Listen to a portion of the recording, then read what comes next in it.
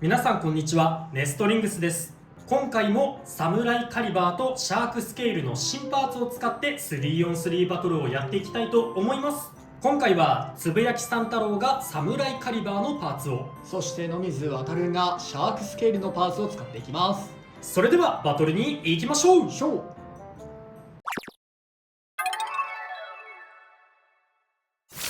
最初にシュートポジションを決めるじゃんけんをします。最初はグー、じゃんけんぽい。左。お互いのファーストベイ。せーの、じゃん。サムライカリバー 670K。 リザードロット 450LO。 ファーストバトルレディーセット。3、2、1、ゴーシュー。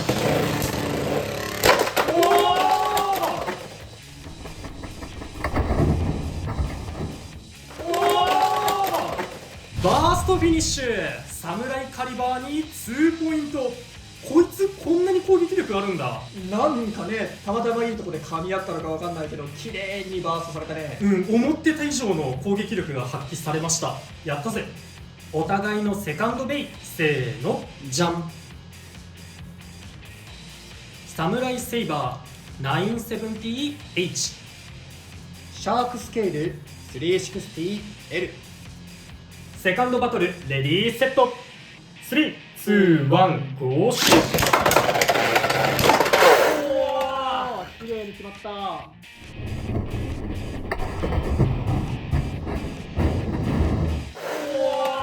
綺麗に決まった。オーバーフィニッシュ。シャークスケールに2ポイント。なんかそんなエクストリームダッシュをしたみたいな攻撃ではなかったんだけど綺麗にオーバーできたね。吹っ飛んだね。お互いのサードベイ。せーの、じゃん。シルバーウルフ 960M。 ケルベロスブラスト W160UF。 サードバトルレディーセット。3、2、1、ゴーシュー。走れな走れな。いやー、逆に走られたことで避けることができそうた。エクストリームダッシュ行きたかったところを先に走られちゃった。いや、先ほどで今のグリップ効いたのでは。ナイス。確かにスピンフィニッシュ。シルバーウルフに1ポイント。サードバトルでも決着がつかなかったのでデッキの順番を入れ替えて続きをやっていきます。お互いのフォースベイ。せーの、じゃん。サムライカリバー。シャークスケール。フォースバトルレディーセット。3、2、1、ゴーシュー。うわー、激しい。さすがだよ。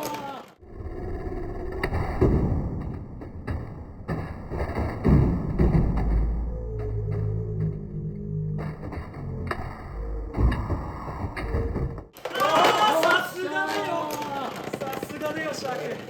バーストフィニッシュ。シャークスケールに2ポイント。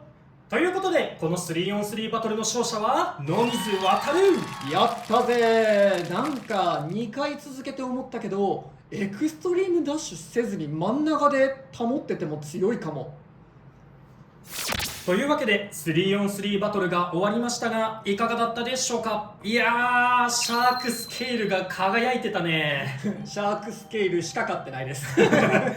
でもマジでやりたいことちゃんとやれるんだよね、このシャークスケール。バーストもしっかり決めたし、そうだね、オーバーも取られたし。でそのバトルの最後にも話したけど今回シャークスケールを使って本当に思ったのはエクストリームダッシュは必須でもないかなみたいな。真ん中ら辺で待つようなカスタマイズ、例えばローオーブとかアンダーニードルとかああいうので真ん中でちょっと傾けて維持しながら相手が来たところをもうオーバーやバーストを狙っていくみたいなね、そういった戦い方も全然ありだと思えるような攻撃力してたね。今回レベルが自滅しちゃうのが俺が嫌であえて傾けてシュートしてたんだけどそれが功を奏したというか良いところが見れたので、シャークスケールはマジでエクストリームダッシュさせるビット以外のビットを使うというのも全然手だなと思いました。今回こっちが使ってたサムライカリバーなんですけど、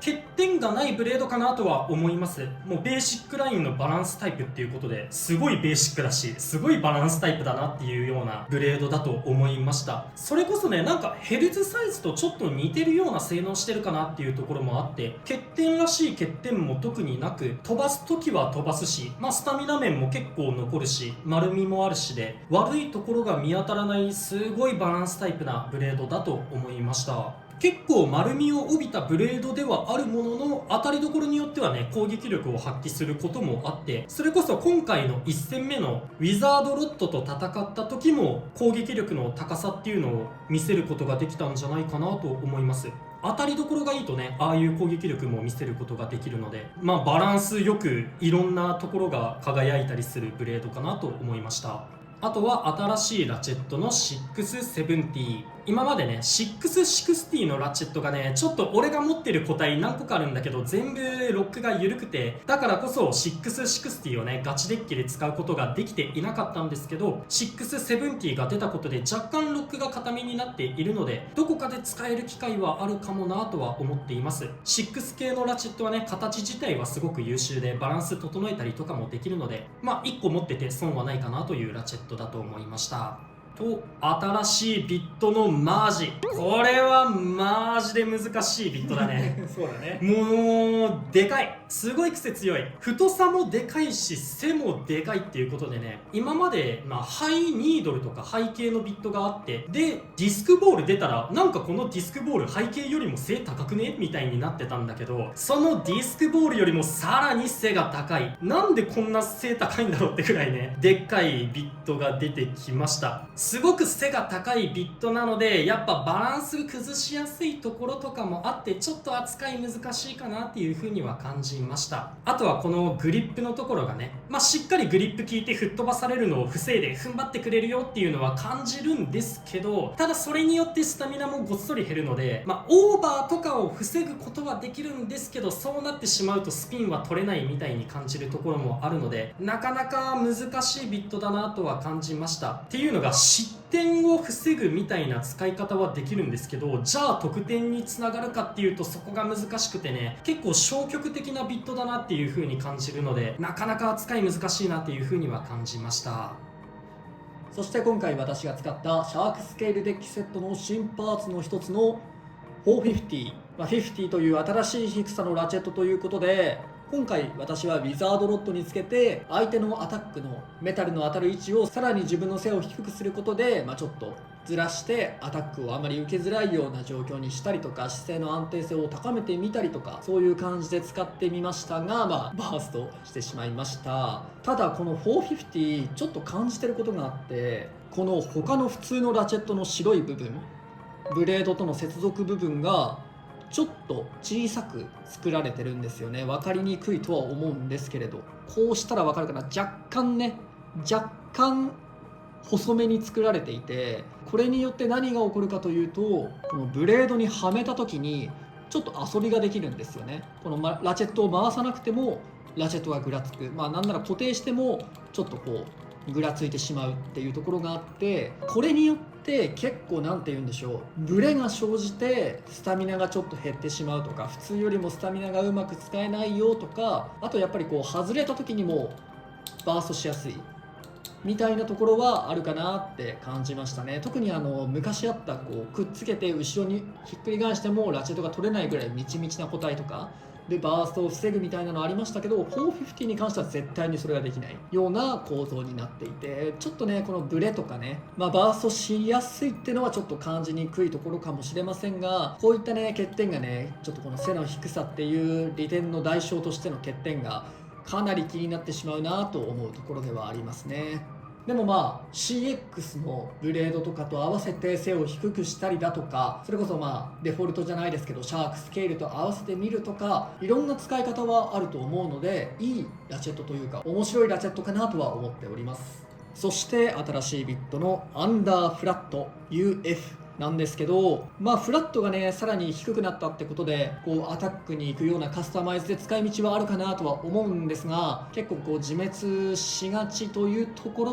と、今のアタックタイプの主流、エアロペガサスとかブラストのカスタマイズとかラッシュとかローラッシュを使って最後スピンでも勝とうっていうデッキが多い中で、ちょっとこのねアンダーフラットは最後のスピンはちょっと難しいかなと思うので、相手にアタックタイプのラッシュとかローラッシュが来るとスタミナで勝つのは難しいかなと思うので、ちょっと採用はね優先されることはないかなとは思うんですけど、やっぱりこう背が低いということでこいつだけの利点は今のところあるので採用できる場所はあると思いますし、面白いカスタマイズ見つかったら結構強いパーツになりそうだなとは思っております。ということで皆さんもシャークスケールデッキセットとサムライカリバー買って遊んでみてください。